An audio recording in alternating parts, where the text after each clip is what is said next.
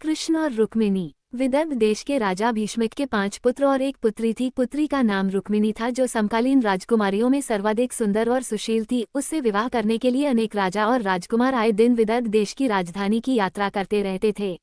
उन दिनों कृष्ण के रूप, सौंदर्य, गुणों और पराक्रम की गाथाएं समस्त भरतखंड में गूंज रही थी। राजकुमारी रुक्मिणी अपनी किशोरावस्था से ही कृष्ण के संबंध में सुनती चली आई थी, इसलिए उसके मन में कृष्ण के लिए एक विशिष्ट स्थान बन गया था। फिर जब वो युवती बन गई तो उसने अनुभव किया कि तीनों लोक में कृष्ण से श्रेष्ठ वर उसके लिए कोई नहीं हो सकता, इसलिए उसने मन ही मन कृष्ण को अपना पति मान लिया। रुक्मिणी के पिता और माता भी चाहते थे कि उनकी पुत्री का विवाह कृष्ण के साथ हो, लेकिन रुक्मिणी के बड़े भाई रुक्मी की मित्रता शिशुपाल और जरासंध जैसे उन राजाओं के साथ थी जो कृष्ण को अपना सबसे बड़ा शत्रु मानते थे। उन राजाओं को कृष्ण के हाथों कई बार पराजय का सामना करना पड़ा था, फिर भी उनकी शत्रुता की आग बुझ नहीं पाई थी।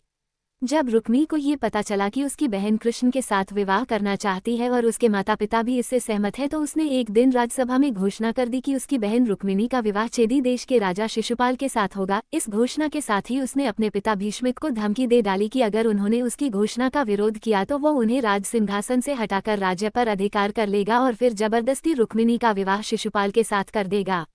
राजा भीष्मिक को अपने राज्य जाने की तो उतनी चिंता नहीं थी जितनी चिंता अपनी प्रजा के कल्याण की थी। वह अच्छी तरह जानते थे कि रुक्मी के राजा बनते ही राज्य की वही हालत हो जाएगी जो शिशुपाल और बाणसुर जैसे अत्याचारी और निरंकुश राजाओं के राज्य की है। ये सब सोचकर उन्होंने रुक्मी की घोषणा का विरोध नहीं किया। रुक्मी ने उसी समय कुल पुरोहित से विवाह की तिथि निश्चित कराई और शिशुपाल के पास संदेश भिजवा दिया कि वह अपने मित्र राजाओं को बारात में लेकर आए और राजकुमारी रुक्मिणी को विवाह कर ले जाए।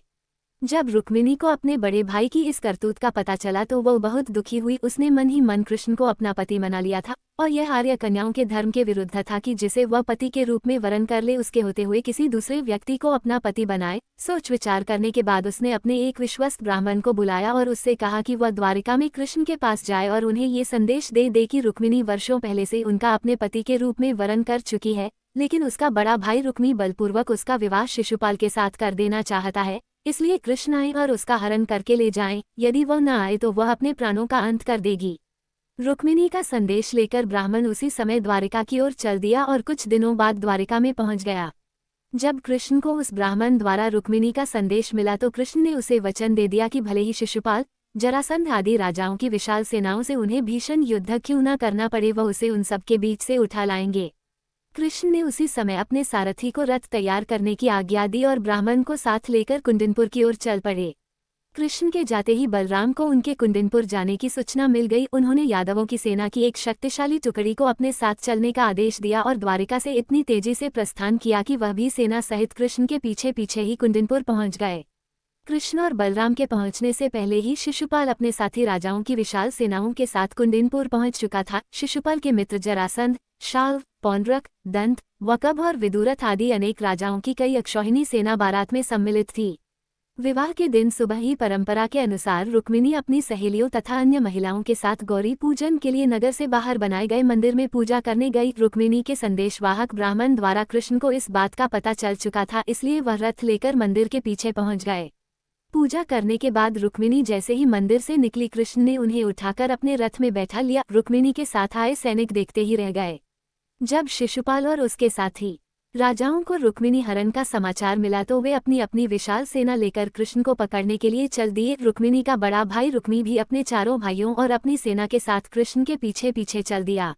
नगर से कुछ दूर निकलते ही यादवों की सेना दिखाई देने लगी। अपने पीछे आती हुई सेनाओं को देखते ही बलराम ने अपनी सेना को आदेश दिया कि आक्रमणकारी सेनाओं को खदेड़कर भगा दो। यादव सेना के सैनिकों ने पलटकर आक्रमणकारी सेनाओं की भीषण बाण वर्षा का उत्तर देना आरंभ कर दिया। देखते ही देखते भीषण संग्राम होने लगा। यदुवंशियों की थोड़ी से सेना ने शिशुपाल, जरासंध और उनके साथी राजाओं की विशाल सेनाओं पर इतनी भयंकर बाण वर्षा की कि वे सिर पर पांव रखकर भागने लगी। अपनी सेनाओं का संहार होते और उन्हें भागते देख शिशुपाल और उसके साथी राजा भी अपने प्राण बचाकर भाग गए।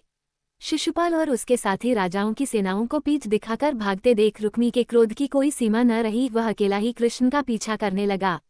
कृष्ण रुक्मी से युद्ध करना नहीं चाहते थे, लेकिन जब रुक्मी ने अपशब्द कहते हुए उन पर आक्रमण कर दिया तो विवश होकर कृष्ण को शस्त्र उठाने पड़े। उन्होंने पलक झपकते ही रुक्मी के रथ के घोड़ों और सारथी को मार डाला। रुक्मी भी उनके बाणों से घायल हो गया। कृष्ण ने तलवार संभाली और झपटकर रुक्मी को पकड़ लिया और उसी के उत्तरीय से उसके हाथ पैर बांधने के बाद उसके सिर तथा दाढ़ी मूछों के बाल जगह जगह से मूंदकर उसे कुरूप बना दिया। रुक्मी ये प्रतिज्ञा करके कृष्ण से युद्ध करने चला था कि अगर वह अपनी बहन रुक्मिणी को कृष्ण के हाथों से छुड़ाकर नहीं लाया तो कुंडिनपुर में नहीं लौटेगा। बलराम के कहने पर जब कृष्ण ने उसे छोड़ दिया तो वह अपने बचे खुचे सैनिकों को लेकर एक निर्जन प्रदेश में चला गया और वहीं नया नगर बसाकर रहने लगा। कृष्ण रुक्मिणी को लेकर विजयी यादव सेना के साथ द्वारिकापुरी लौट आए, जहां विधिपूर्वक उनका विवाह रुक्मिणी के साथ कर दिया गया।